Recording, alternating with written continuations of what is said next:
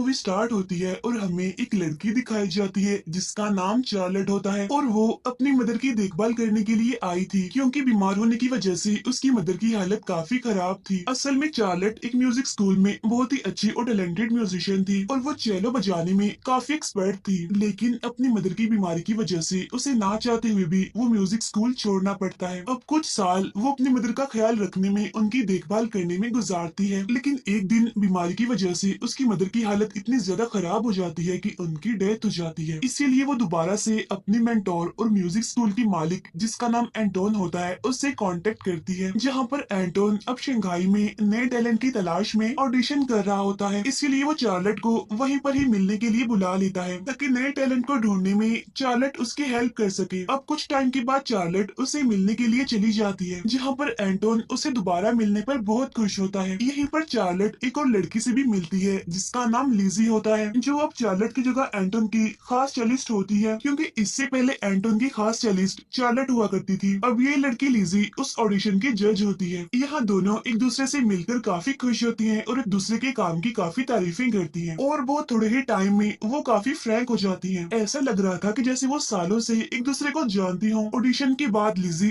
Charlotte को बताती है कि मैं तो आपको काफी टाइम पहले से जानती हूँ। असल में बचपन में जब मैंने ज्वाइन किया था तो उसी दिन तुम अपनी मदर से मिलने जा रही थी और तभी से तुम मेरी इंस्पिरेशन हो। अब ये सारी बातें सुनकर चार्लेट काफी खुश होती है, साथ साथ वो लिजी से काफी इम्प्रेस भी होती है, जहाँ बाद में लिजी उसे बताती है कि मैं कुछ दिनों के लिए यहाँ चाइना घूमना चाहती हूँ, जिस पर चार्लेट उसे कहती है कि वाकई ही चलो ठीक है, फिर मैं भी तुम्हारे साथ ही घूमूंगी। और इस तरह वो दोनों चाइना घूमने का प्लान बनाते हैं। इसके बाद एंटोन के कहने पर दोनों स्टार चेलिस्ट एक खूबसूरत सा म्यूजिक नोट बजाते हैं। फिर बाद में वो दोनों एक दूसरे के साथ बहुत सारा टाइम गुजारती हैं, जहाँ बाद में वो ड्रिंक करके सो जाती हैं। अब नेक्स्ट डे हम देखते हैं कि लिजी की तबीयत खराब होती है, यानी कि उसे उठा नहीं जा रहा था और रात को इतनी ज्यादा ड्रिंक करने की वजह से उसे हेडेक भी हो रहा था, तो इसीलिए चार्लेट उसे एक पेन किलर देती है। इसके बाद जब लिजी की तबीयत कुछ बेहतर होती है तो वो दोनों घूमने के लिए इन्हें चाइना देखने के लिए निकल जाती हैं, लेकिन रास्ते में एक बार फिर से लिजी की तबीयत खराब हो जाती है, जहाँ एक बार पहले तो वो ट्रिप को कैंसिल करने का सोचती है, लेकिन चार्लेट की काफी फोर्स करने पर वो ऐसा नहीं करती और वो दोनों आगे बढ़ती हैं। अब एक शॉप से लाइट सा खाना खाकर वो बस में सवार हो जाती हैं। अब बस में जाने के बाद लिजी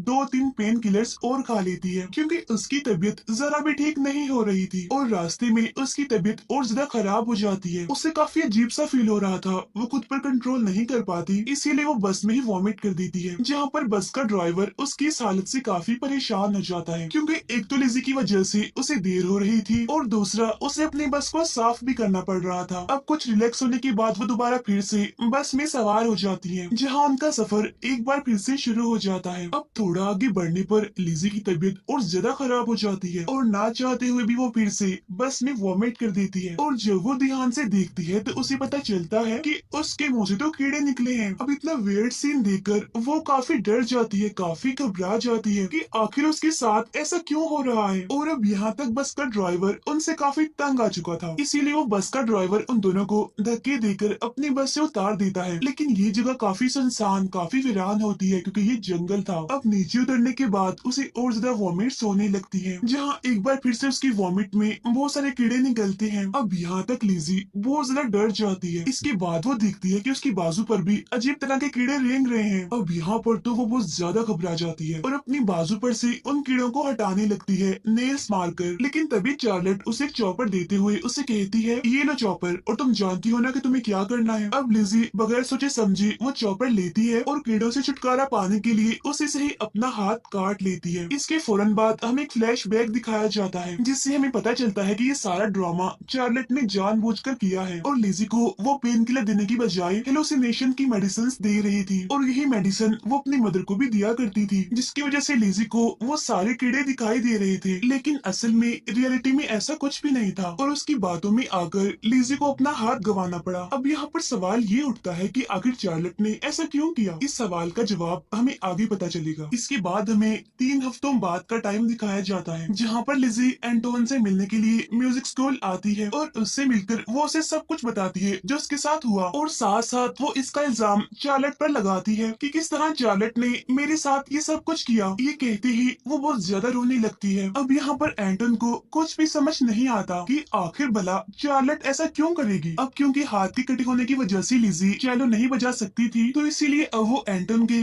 किसी भी काम की नहीं थी। इसीलिए एंटोन उसे वहाँ से जाने के लिए कहता है, लेकिन लिजी उसे काफी रिक्वेस्ट करती है कि प्लीज आप मुझे यहाँ से मत निकालिए, मुझे यहाँ पर रहने दीजिए, मैं यहाँ पर टीचर का काम कर लूंगी। लेकिन एंटोन तो उसकी एक नहीं सुनता और उसे वहाँ से निकाल देता है। अब ये सुनकर लिजी को काफी दुख होता है, साथ साथ उसे काफी गुस्सा भी आ रहा था चार्लेट पर। इसीलिए वो चार्लेट के घर पर जाती है और गन से उस पर अटैक करके उसे बेहोश कर देती है। इसके बाद वो उसे बांधकर गाड़ी की डिग्गी में डालकर एंटोन के पास ले आती है उसके म्यूजिक स्कूल में, जहाँ पर एंटन चार्लेट से पूछता है कि आखिर तुमने लिजी के साथ ये सब कुछ क्यों किया। तो अब हमें यहाँ पर फ्लैशबैक के थ्रू पता चलता है कि एंटोन म्यूजिक सिखाने के बहाने यहाँ लड़कियों के साथ गलत किया करता था, और अगर उन लड़कियों से कोई गलती हो जाया करती थी तो सजा देने के लिए वो उनके साथ रिलेशनशिप बना लेता था, और ऐसा करने में उसके 2 टीचर और उसकी वाइफ उसका साथ देते थे। और ये सब कुछ चार्लेट के साथ भी हुआ था। यहाँ पर चार्लेट को इतना ज्यादा मेंटली टॉर्चर किया जाता था कि एक तरह से अगर देखा जाए तो वो पागल हो चुकी थी, और यही वजह थी कि उसे कुछ टाइम एक मेंटल हॉस्पिटल में भी गुजारना पड़ा। और अब क्योंकि चार्लेट के साथ ये सब कुछ हो चुका था और वो ये भी जानती थी कि लिजी के ऊपर क्या गुजर रही होगी, तो इसीलिए उसने लिजी को एंटोन के ट्रैप से बचाने के लिए उसका हाथ कटवा दिया, जिससे कि लिजी एंटोन के किसी भी काम की ना रहे और वो खुद ही उससे अपने स्कूल से निकाल दे। और होता भी बिल्कुल ऐसा ही है। अब ये सारी बातें सुनकर एंटोन को बहुत गुस्सा आता है, जहाँ वो चार्लेट से कहता है कि मैं तुम्हें आजाद कर दूंगा, लेकिन एक शर्त पर, और वो ये कि अगर तुम मेरे लिए एक परफेक्ट सा म्यूजिक नोट बजा दो तो, और हाँ अगर ऐसा हुआ, अगर तुमने ऐसा कर लिया तो मैं तुम्हें जाने दूंगा, लेकिन हाँ अगर तुमसे कोई गलती हुई तो उसकी सजा वहाँ पर आने वाली एक न्यू स्टूडेंट को मिलेगी, जो कि एक छोटी लड़की थी और ये भी शंघाई से थी। अब यहाँ पर चार्लेट काफी कंफ्यूज हो जाती है, क्योंकि वो एंटोन के लिए कुछ भी करना नहीं चाहती थी, लेकिन उस बच्चे की जान बचाने के लिए उसे मजबूरन ना चाहते हुए भी म्यूजिक नोट बजाना पड़ता है। और अब यहाँ पर म्यूजिक स्टार्ट हो जाता है, जहाँ पर चार्लेट अपनी तरफ से बहुत अच्छा करती है, अपना बेस्ट देती है, लेकिन बीच में वो एक छोटी सी एक माइनर सी गलती कर देती है, और उस गलती का एंटन को भी पता चल जाता है। अब ये बात चार्लेट को भी पता चल जाती है, इसकी वजह से वो अंदर ही अंदर काफी डर जाती है कि पता नहीं अब एंटोन उस बच्चे के साथ क्या करने वाला है। लेकिन एंटोन फिलहाल उस बच्चे के साथ कुछ नहीं करता और उसे सोने के लिए भेज देता है। इसके बाद वो अपने दोनों टीचर्स और लिजी से कहता है कि अब तुम जो चाहो इसके साथ कर सकती हो, यानी चार्लेट के साथ, और हाँ जब ये चुप हो जाए, जब ये रिलैक्स हो जाए तो इसे मेरे रूम में ले आना। अब जैसे ही एंटोन के टीचर्स चार्लेट की तरफ बढ़ने लगते हैं तो वहाँ पर लिजी बोलती है कि ये गलत बात है, पहला मौका पहला चांस मुझे मिलना चाहिए, क्योंकि इसने तो मेरी लाइफ को डिस्ट्रॉय कर दिया। और अब जैसे लिजी उसे टॉर्चर करने के लिए आगे आती है तो वो दोनों टीचर्स देखते ही देखते नीचे गिर जाते हैं और मर जाते हैं। असल में लिजी ने उनकी ड्रिंक में कुछ टाइम पहले जहर मिला दिया था। और अब हमें यहाँ पर फ्लैशबैक के जरिए पता चलता है कि चार्लेट ने तो पहले ही सब कुछ लिजी को बता दिया था, यानी कि एंटोन के बारे, उसकी म्यूजिक स्कूल के बारे में और सब कुछ। और लिजी का चार्लेट पर हमला करना, उसे किडनैप करके लाना और फिर एंटोन से उसे मिलवाना, ये सब कुछ उनका प्लान था। अब कुछ टाइम के बाद एंटोन की वाइफ उसके रूम में आती है लड़खड़ाते हुए,